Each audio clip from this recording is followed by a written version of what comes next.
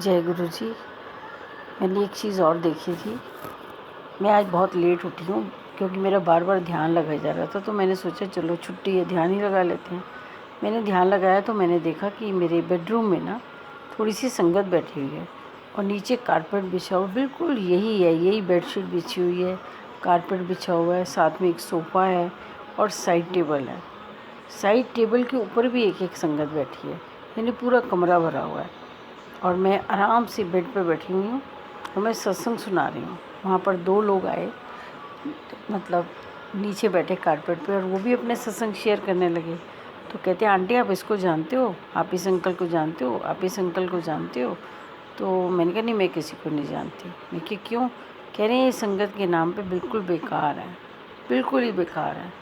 ये बहुत अजीब से लोग हैं, पता नहीं किसको इन्होंने संगत बना दिया, ये ऐसी ऐसी बातें करते हैं, ऐसी ऐसी। मैंने कहा देखो ऐसा ही, हम सत्संग करने के लिए बैठे हैं और ये ब्रह्म मुहूर्त है।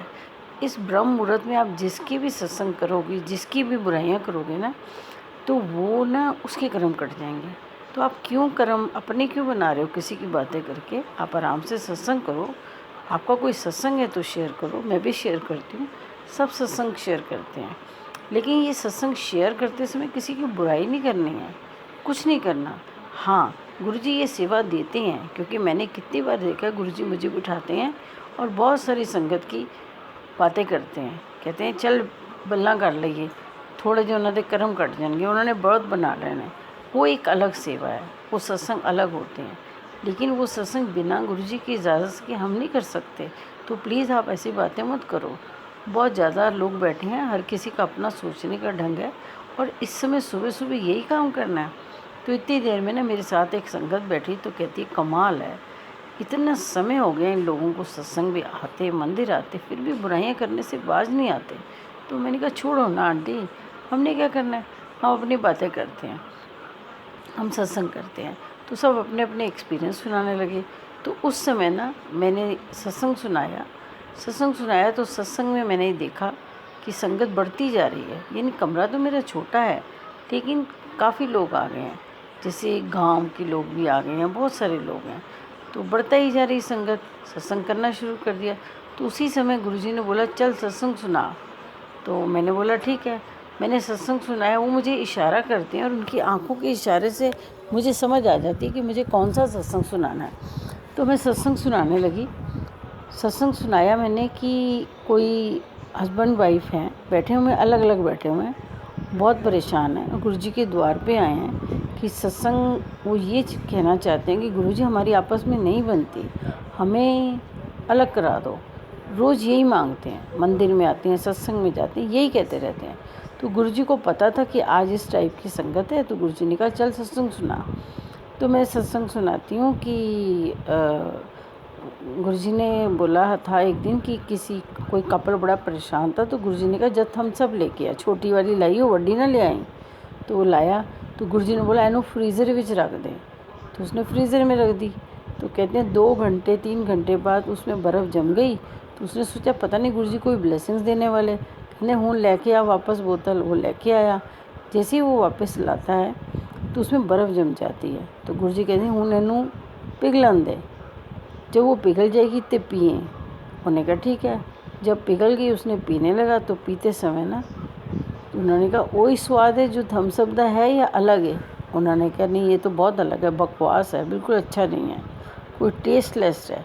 तो कहते बस फिर जे एक दूजे ਨੂੰ ਛੱਡ ਦਿਓਗੇ तो ज़िंदगी टेस्टलेस हो जाएगी, बकवास हो जाएगी, कुछ नहीं होएगा, की फ़ायदा? जो काम करो अच्छा करो, सब वास्ते अच्छा होए।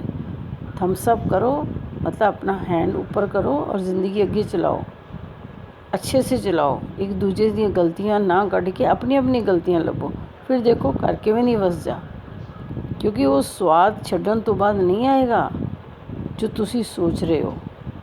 एक छड़ दोगे दूजी लोगे ਤਾਂ भी नहीं आएगा, और आपस एक दूजे ਨੂੰ छोड़ के अलग अलग जमा रहोगे ਤਾਂ भी ज़िंदगी का स्वाद नहीं आएगा। थम्सअप करो और आगे आगे चलो। तो मैंने ये सत्संग सुनाया। इतनी देर में कोई आ गया कि आंटी बहुत सत्संग हो गए, अब ना हम शब्द सुनते हैं। तो वो स्पीकर ले आए, स्पीकर लाए और सत्संग शुरू किया, लगाना शुरू किया। तो तो गुरुजी ने पता नहीं क्या कहा क्या नहीं कहा, मुझे नहीं मालूम, वो स्पीकर चला ही नहीं। तो सारी संगत कहने लगी, आंटी आप सत्संग करो, छोड़ो ये शब्द वगैरह, हम घर जाके सुन लेंगे, हम गाड़ी में सुन लेंगे, यहाँ पर स्पीकर तो चल नहीं रहा। तो मैंने कहा हाँ जी मैं करती हूँ। फिर हम सत्संग करने लगे, फिर सारे लोग अपना अपना शेयर करने लगे। फिर इतनी देर में मैंने दूर से एक आंटी को देखा। वो आंटी मैं जानती हूँ उनको, वो ग्रुप में ही हैं हमारे। वो चल रही हैं लेकिन बहुत लंगड़ा के चल रही हैं। तो मैंने कहा आंटी को क्या हुआ, आज ऐसे क्यों चल रही है?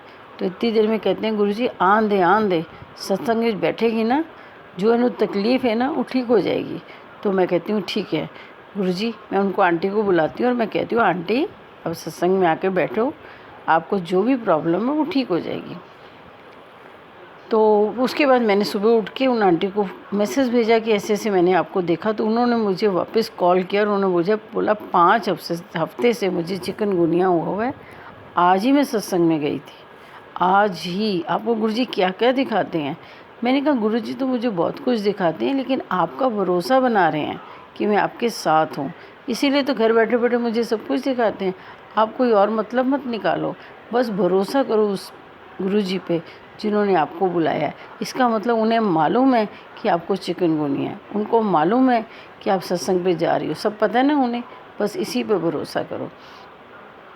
खैर मैं सत्संग पूरा करने के लिए मैंने सारी बात बता दी है। उसके बाद ना गुरुजी आते हैं और एकदम उठ के कमरे से बाहर चले जाते हैं, मेरे बेडरूम से ही बाहर जाते हैं। संगत बैठी है तो मैं कहती हूँ चलो हमारे आजकल ना नवरात्रे हैं, तो मैं ना आपको नरातों का खाना खिलाती हूँ, मैं भी बना कर आती हूँ। इतनी देर में जैसी बाहर निकली तो मैंने किचन में गई तो मैंने देखा गुरुजी खड़े हैं। गुरुजी ने एक पूरी गोभी बहुत बड़ी कढ़ाई के अंदर पकने के लिए रखी हुई है और दूसरे तरफ कुकर के अंदर येलो दाल बनाई है एंड उसको तड़का लगा रहे हैं। तो मैं कहा गुरुजी ये क्या कर रहे हो? कहते हैं इन्हों व्रत दा खाना की खुआएंगी, व्रत दा खाना खाने वास्ते भी तो एक भक्ति होनी चाहिए।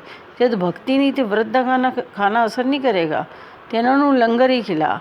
अजे एक गुरु संगत नहीं बने, इन्हों पता नहीं ब्रह्म मुहूर्त किसी दी गल्लां नहीं करे दियां, मैं सब नोट कर रहा। इन्हों यही लंगर खुआ, ਇਹਦੇ ਨਾਲ ठीक हो जाएगी, इन्हों की बुद्धि सैट हो जाएगी। क्यों कर्म बना रहे हैं? सवेरे सवेरे उठ के भी अगर कर्म बनाने ने तो की फ़ायदा सत्संग कराने का? तो मैंने बोला ठीक है गुरुजी आपकी जैसे मर्जी। मैंने कहा आपने गोभी कैसे बनाई है ये? तो कह रहे हैं बस इनू उत्ते एक डंडा मारांगा ना, वो मदानी मारांगा तो फिस जाएगी, बस उत्ते मसाला पा दें तो बस हो गया लंगर तैयार, एक एक पीस गोभी का सब नूं दे देंगे। मैंने कहा ठीक है। कहते तू आराम नाल बह के सत्संग कर, मैं हुणे सारा लंगर का इंतज़ाम कर रहा। मुझे पता ही नहीं चला, मैं रूम में वापस आ गई। गुरुजी ने सारा लंगर का इंतज़ाम कर दिया और सारी संगत ने लंगर खाया।